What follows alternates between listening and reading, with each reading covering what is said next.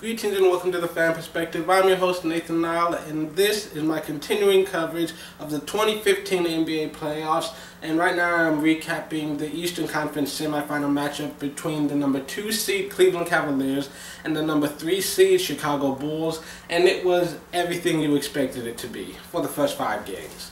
Starting with Game 1, the Bulls, they came out strong. They hit 5 3-pointers. They built up a 14-point lead. Not only were they making shots, but they played great defense. They forced turnovers. They kept the Cavs score low. But then Kyrie, he just decides to turn it on. He scores 10 straight points, and the lead starts shrinking. But the Bulls still go into halftime up by 5 points.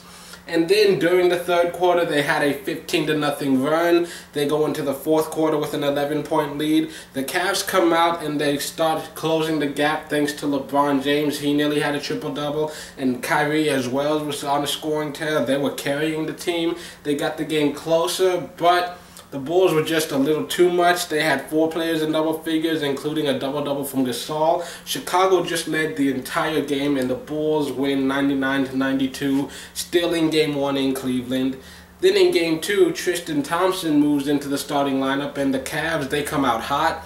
They kept making shots, and the Bulls kept turning the ball over. The Cavs ended the first quarter with a 20-point lead. Then the Bulls, they played much better in the second quarter, but the Cavs still went into halftime with a 9-point lead. And a 14-0 run in the third quarter helped the Bulls close that gap. But then the Cavs started hitting some shots, breaking away again, and in the third quarter holding on to a 16-point lead. And the Cavs had 4 players in double figures, led by 33 from LeBron, as they win Game 2 decisively, 106-91. Game 3, they head back to Chicago. Jimmy Butler named Most Improved Player. J.R. Smith returns to the team, but Shumpert stays in the starting lineup because he's been playing well despite an injury. The momentum kept swinging back and forth. Each team made their runs. Cavs take a 2-point lead into halftime behind LeBron James, who nearly had a double-double at halftime with 13 points and 8 assists. The third quarter was very physical, stayed close the entire game, with Chicago holding a 1-point lead heading into the final quarter. Paul Gasol left in the third quarter and never returned, but Chicago survived without him. They were in control for most of the fourth quarter, but never broke away. The Cavs never trailed by more than 5 points.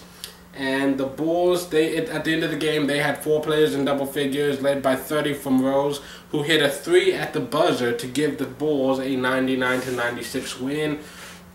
Then in Game 4, Gasol, he sat out the game with a strained hamstring. Gibson started in his place. And both of these teams played well to start, as the Bulls ended the first quarter with a 2-point lead.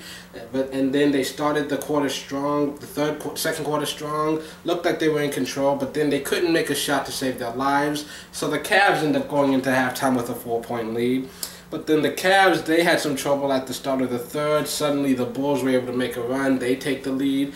And the Bulls, they played great defense, only allowing 12 points in that third quarter. And so they go into the fourth quarter with a 7-point lead.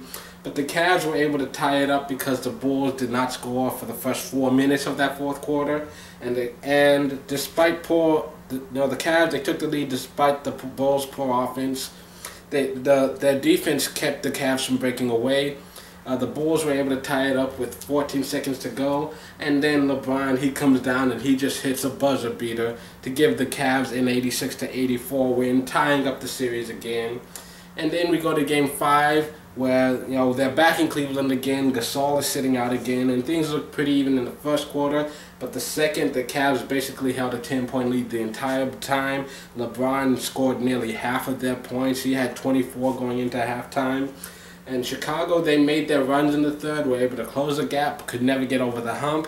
Cleveland takes a 9-point lead into the fourth quarter. The Bulls were able to get the score close, but in the end, they missed clutch shots, and the Cavs made clutch free throws.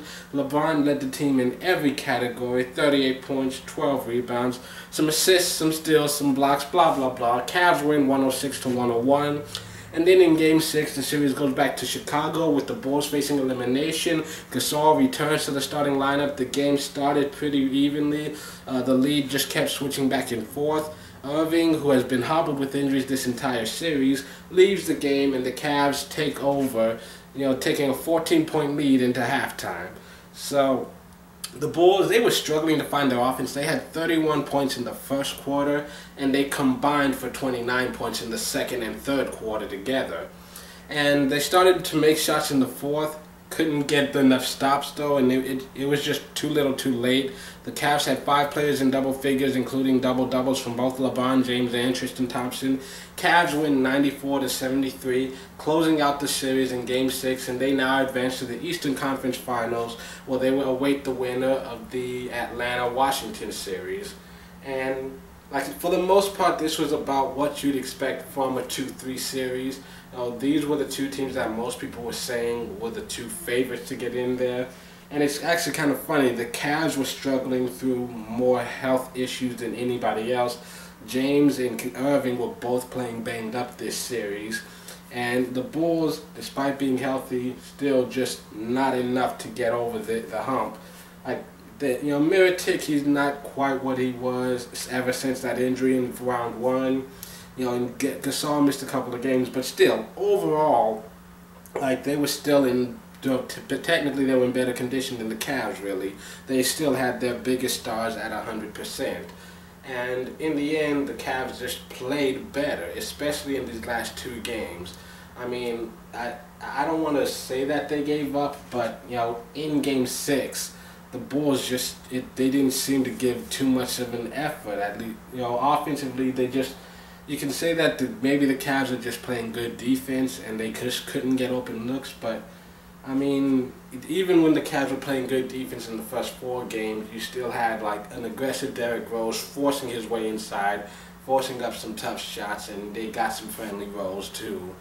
I mean, all in all, it really doesn't matter. I mean, no matter what you say, it doesn't change the fact that the Cavs won, and now they get a couple of days rest and hopefully get a little bit healthier while they're waiting to see who they play in the Eastern Conference Finals, which, in all honesty, I pretty much expected this series to decide the Eastern Conference Finals. I figured whoever won this had the straight line to the NBA Finals. So, yeah, for me, Eastern Conference playoffs are over. We're just waiting to see who wins the West.